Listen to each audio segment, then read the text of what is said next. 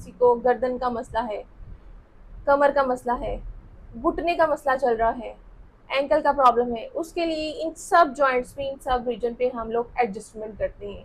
Spine को फिर दोबारा रीएडजस्ट करते हैं, वापस उसकी अपनी पोजीशन की तरफ लेकर आते हैं।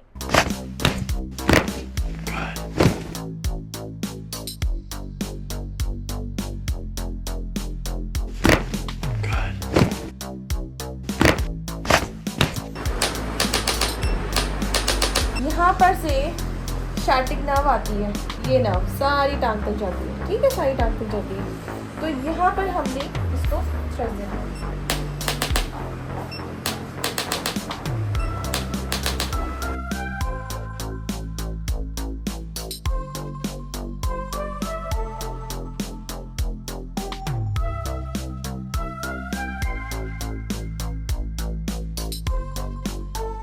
चल रहा है या किस चीज का चल रहा है? ये नी की स्पेस जिनकी रिड्यूस हो जाती है, खला की कमी आ जाती है। अक्सर लोग कहते हैं जी खला बढ़ गई है, कुछ एक्स्ट्रा में आता है ऐसे।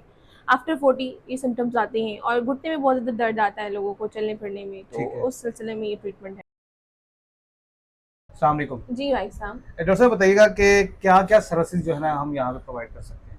अच्छा, यहाँ पर अक्सर पेशेंट आते हैं जिनको गर्दन के मोहरों में मसला आता है, कमर के मोहरों में मसला आता है, घुटने के जॉइंट्स में स्पेस का खला का प्रॉब्लम आ गया है, एंकल का प्रॉब्लम है, प्लांटर fasciitis है, एल्बो में पेन आ रहा है, कंधा जाम है, फ्रोजन शोल्डर है, ऐसी सब चीज़ें जो भी कंडीशंस होती हैं यहाँ पर हम लोग ट्रीट करते हैं। ठीक है। अक्सर जो है ना वो टांग में दर्द निकलता है ऐसे, जी ठीक है, जिसको हम कहते हैं पंजाबी में टराना पहननी है, जी, वो यहाँ से निकल के यहाँ हिप से जी, होके जी, कमर तक जाता जी, है, जी। उसको क्या बोलते हैं? उसको शाटिका बोला जाता है। ज़रूरी नहीं है कि वो आपके पाँव से ही निकले, वो कमर से भी निकल सकता है, ठीक है।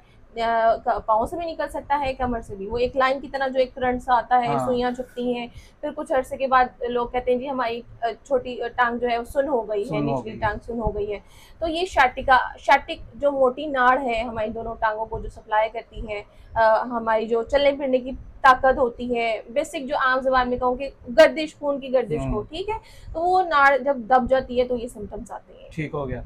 तो कितनी एज से लेके कितनी एज के लोगों तक जो ना ये ट्रीटमेंट चलता है? देखिए, मैंने तो एक केस ऐसा भी किया था कि 13 इयर्स की वो बच्ची थी और उसको शाटिका था, ठीक है।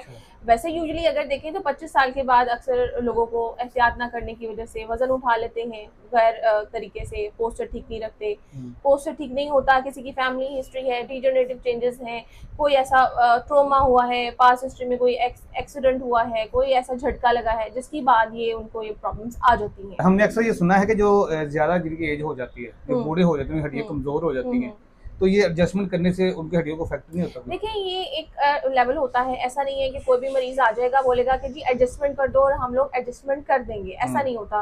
हमने उसकी हिस्ट्री को देखना है। अब डिजेनरेटिव चेंजेस हैं, विटामिन डी की डेफिशिएंसी है, हम उसमें इंटेंसिटी एम्पलीट्यूड थोड़ा कम रख लेते हैं। ऐसा नहीं है हर एक का लेवल हमने सेम रखना है, हर एक पे ही हमने एडजस्टमेंट करनी है और उसी दिन ही करनी है जिस दिन मरीज ने आकर बोलना है, तो ऐसा नहीं होता। डेफिनेटली हम लोग यहाँ डायग्नोज के लिए बैठेंगे, उसको डायग्नोज करते हुए अगर तो कॉज रही कि उनका कर सकते हैं, ज्यादा नाजुक हड्डियां नहीं है, अभी उनमें पावर है और हड्डियों में भी ताकत है, तो फिर वहां पे कर देते हैं।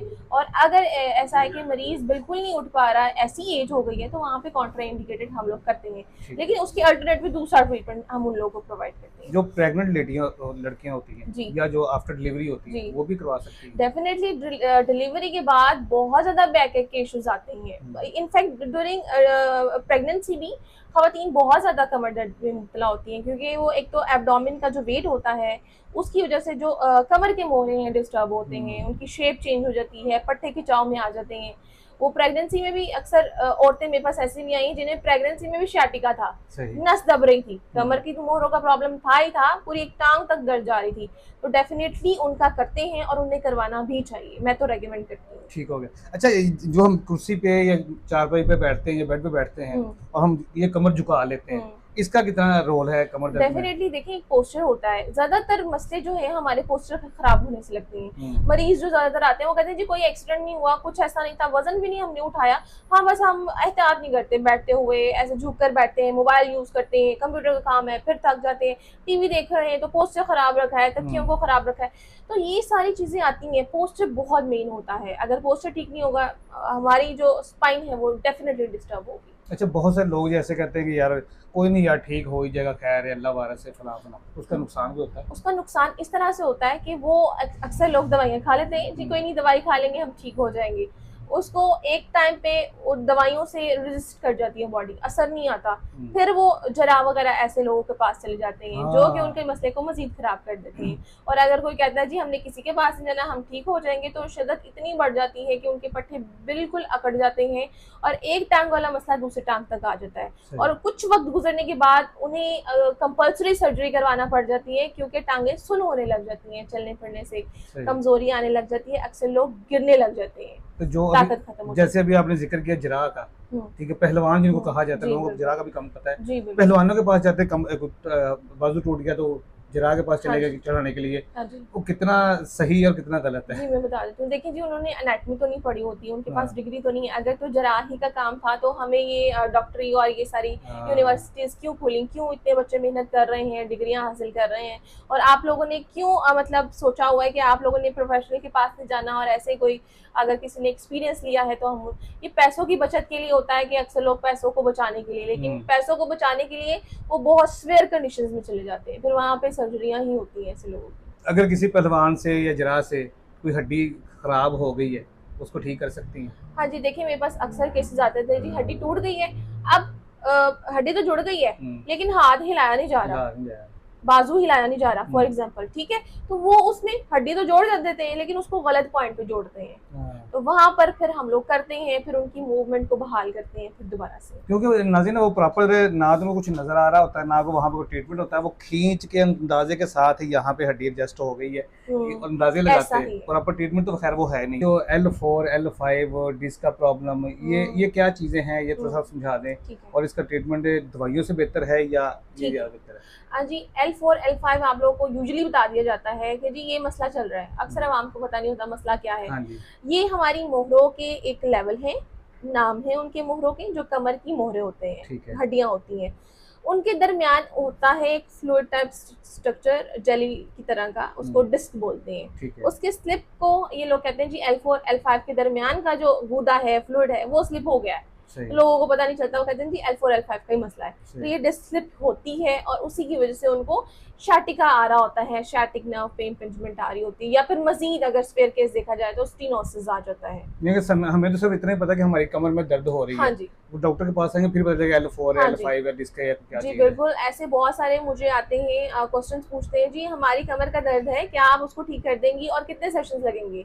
मैं कहती हूँ कमर के दर्द की बहुत सारी कॉजेज हैं, आपको तो पता है कि कमर में दर्द है, कहाँ पे है? उसकी वजूहात बहुत सारी हैं, हो सकता है आपको डिस्क स्लिप हो सकता है आपको स्टीनोसिस का प्रॉब्लम हो सकता है आपको इंटीरियर स्टेसिस हो, स्पॉन्डिलोलाइसिस हो सकता है आपको आपकी इंटरवर्टिब्रल स्पेस रिड्यूस हो रही हो, मैक्सिमम उसके डायग्नोज बनते हैं, हम उसके अकॉर्डिंग ही आपके सेशंस डिसाइड करते हैं कि आपको एक दिन आना है या कुछ दिन आना है या कितने दिन आना है, ऐसे नहीं बताया जा सकता कि जी आपको कमर का दर्द है और आपको इतने दिन चाहिए, जब तक हम उसका प्रॉपर डायग्नोज नहीं कर लेते कि कमर का दर्द किस वजह से है। अच्छा, इस तरीका इलाज से, एडजस्टमेंट से, जो कहते हैं पंजाबी में चुक पड़ गई है, वो भी सही हो जाती है? हाँ जी बिल्कुल, चुक भी पड़ जाती है तो वो भी ठीक कर देते हैं। दरअसल अगर आप लोगों ने घर पे भी उसका इलाज करना है, अगर कभी कुछ ऐसा केस आता है तो पहले 3-4 दिन अगर आप आइसिंग करते हैं, रेस्ट करते हैं, पोजीशन को अपनी थोड़ी होल्ड करते हैं, पोस्चर ठीक रखते हैं तो उसमें बेहतरी आ जाती है, अगर तो ये आम चुक होती है।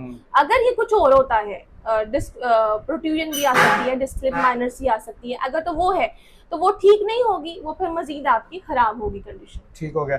चलें जाते जाते हमारे नाज़रीन को भी बता दें कि जितनी भी ये प्रॉब्लम्स हैं, जोड़ों का दर्द, कमर का दर्द, L4 L5 डिस्क का या पट्टों का जितना भी है, इसकी बेसिक वजह क्या होती है और हम इन चीज़ों से कैसे बचा जा सकता है? ठीक है, अच्छा पहली बात है कि जी हमारा लाइफस्टाइल बहुत ज़्यादा ख़राब है, हम लोग वॉक को, एक्टिविटी को नहीं रखते, ठीक है। दूसरी बात ये है कि हमारी डाइट अच्छी नहीं है, दूध का इस्तेमाल ठीक नहीं है, ख़वातीन में बहुत ज़्यादा, मर्दों में भी बहुत ज़्यादा काम करते रहना, स्ट्रेचेस नहीं करनी, एक्सरसाइज नहीं करनी, डेली लाइफ में अपने लिए टाइम नहीं निकालना, 10-15 मिनट भी नहीं निकालने, आप करते रहेंगे, जाहिर सी बात है बॉडी भी एक आप उसको एक मशीन की तरह ही देखेंगे, उसको भी कुछ ना कुछ चाहिए, अपनी सेल्फ के लिए भी कुछ ना कुछ करना है, पोस्चर खराब रखेंगे, काम में इतना स्टक हो जाएंगे, कोई एक्टिविटी नहीं करनी, ये सब इसके कॉज होते हैं। ना ही क्योंकि हमारी यहाँ की एनवायरनमेंट अच्छी है, ना हमारी खुराकें अच्छी हैं, ना हम लोग कुछ अपनी एज के अकॉर्डिंग मल्टीविटामिन ऐड करते हैं। अगर हम लोग ये करेंगे तो तब हम लोग बेहतर रहेंगे, बचे रहेंगे।